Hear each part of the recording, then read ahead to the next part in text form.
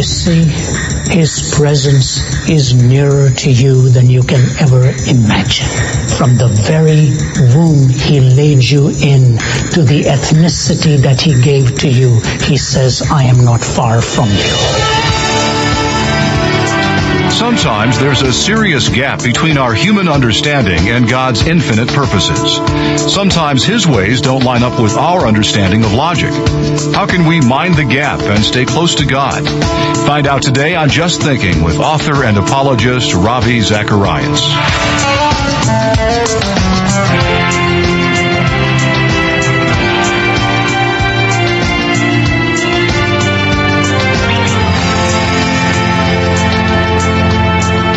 Today, Ravi is wrapping up the series he's been teaching all week titled Mind the Gap.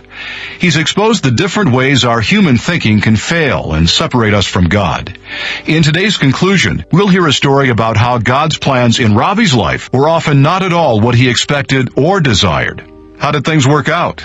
Here's Ravi. I remember when I was a youngster and India was at war with Pakistan, and I signed up for the Air Force and went to have the trials in the city of Dehradun, not far from Delhi. It was cold and wintry. I was very athletic, so I did very well in the athletic side of it. There were hundreds of them there, and I came in the top 3 when the results were posted. So I got the message back home, I'm going to make it because you're going to select about 10, and I'm on the top 3. Made it. Congratulations were in order and type of thing. Next day I had the interview before I took the train, and I sat down in front of this Air Force officer, and he looked at me and he said, son, I want to tell you something. You have done very well, but I'm going to turn you down. I said, what? He said, I'm going to turn you down. I said, why, sir? He said, you are psychologically not equipped to kill, and this job will demand killing. I'm doing you a favor. I got into the train and I was horrified. When I arrived in Delhi, my family and friends were all waiting at the platform with garlands to congratulate me. And I got off that train to tell them I've been turned down. He was there. Because had I signed up with the armed forces, I would never have been able to get out of the country when I did. I'd never have done the studies that I ended up doing. A week before we were to leave Canada, emigrating in 1966, we were to go to Calgary. That's where we were bound. And one of our friends said, why are you going to Calgary? I said, well, I got a friend there, had a hand in leading me to the Lord. They said, we're going to Toronto. Why don't you come to Toronto? Oh, okay, we'll go to Toronto.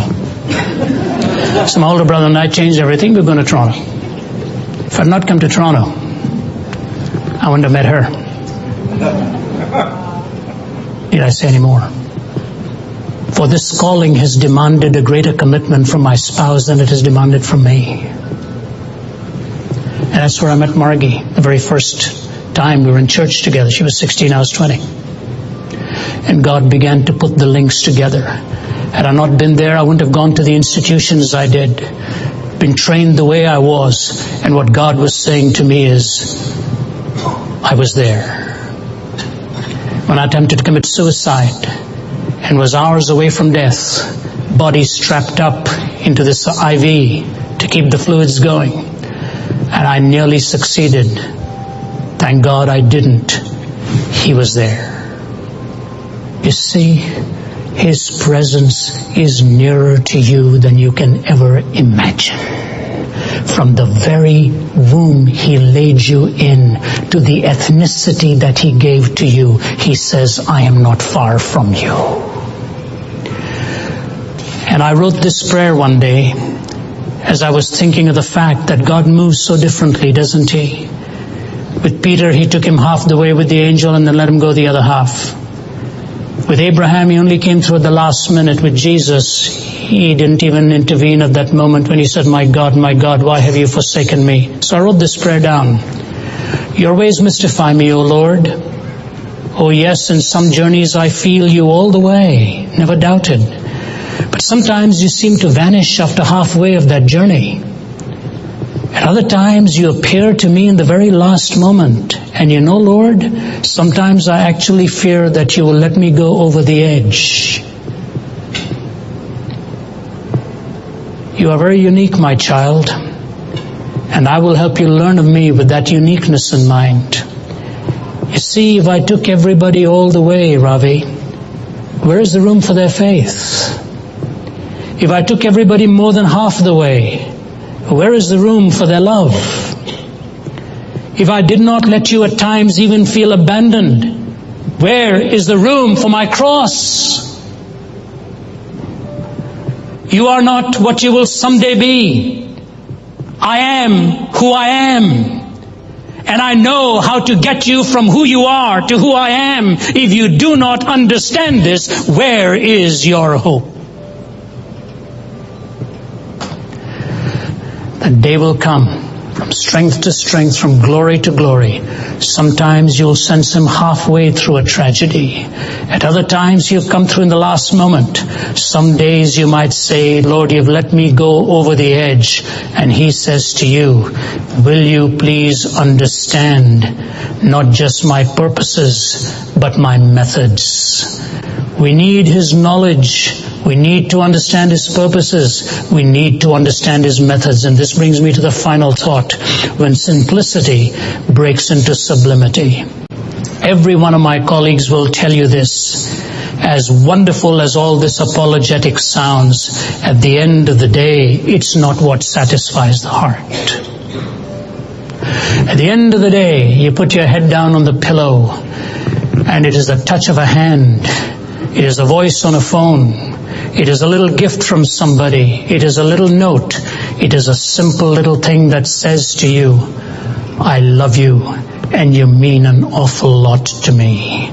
That's the simplicity combined with sublimity. And our precious Lord didn't take them to something sophisticated, but to something they'd seen Him do many times. Break a piece of bread. And they said, that's Him. You see, Jesus did not break the bread at the beginning. He gave them a lesson in history first. He did the work of an apologist. He said, don't you remember what Moses said? Don't you remember what Abraham said? Don't you remember what David said? Do you remember what Job said? Do you remember what Elijah? Do boys not remember any of this? Connected. And their hearts were just rising to the top. He was bridging the gaps. They knew so much, but they'd forgotten what it all meant. And He brings the bridge. He brings the coherence. He binds the soul to the body when He takes a piece of bread and eats it, just like He took a piece of fish and ate it with the rest of them, resurrecting the reality that the physicality is important, the spiritual is important, and only He knows how to bring the two together. And it was culminated in a simple little act. Some of you may not remember the name of Harvey Milcon, who gave his testimony years ago. Harvey has passed away, a tough man. Raised, I think, in New York, hardcore type of individual, by his own admission. Big guy, wealthy, argued skeptics into the ground.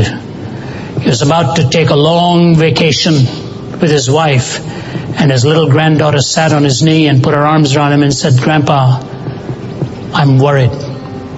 He said, why? I'm worried that I may not see you in heaven. If something happens to you on this trip, Grandpa, I will never see you in heaven again.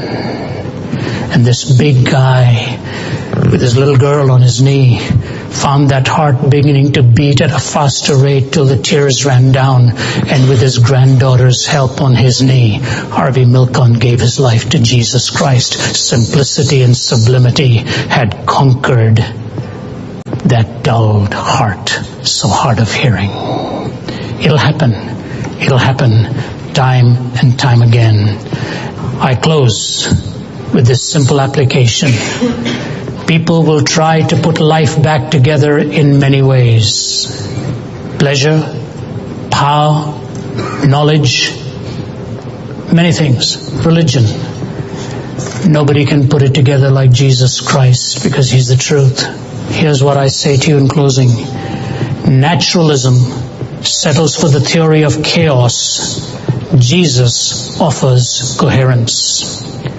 Islam talks of Allah, the compassionate, but it is Jesus who went to the cross. You see, compassion literally means to suffer with. There's no place like the cross. So Islam talks of Allah the compassionate, but it is Jesus who went to the cross. Hinduism talks of karma and the debt of morality. It is Jesus who offers forgiveness and paid the price of sin. Buddhism talks of the eradication of desire. Jesus offers to fill those who hunger and thirst after righteousness. That is why we sing of His offer. I will pour water on him who is thirsty. I will pour floods upon the dry ground. Open your heart for the gift I am bringing. While you are seeking me, I shall be found. The gap is not in him. It is in us. Mind the gap.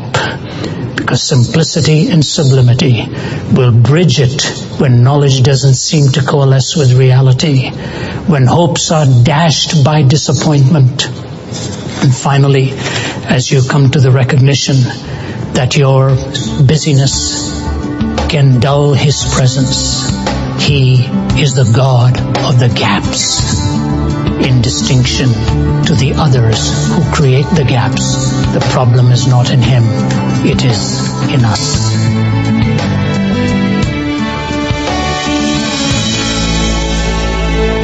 Thanks for joining us today on We Hope You've Been Encouraged by today's message. Sometimes life can bring unspeakable pain, and though we can't always see the big picture that God is working on, it is there, and we can rest in knowing that He hurts when we hurt, and He has plans to give us hope and a future. If you're struggling with some disappointment in life, where you've been questioning God's love and allowing the death or injury of a loved one, or the end of a dream, we believe this complete message may be an encouragement to you.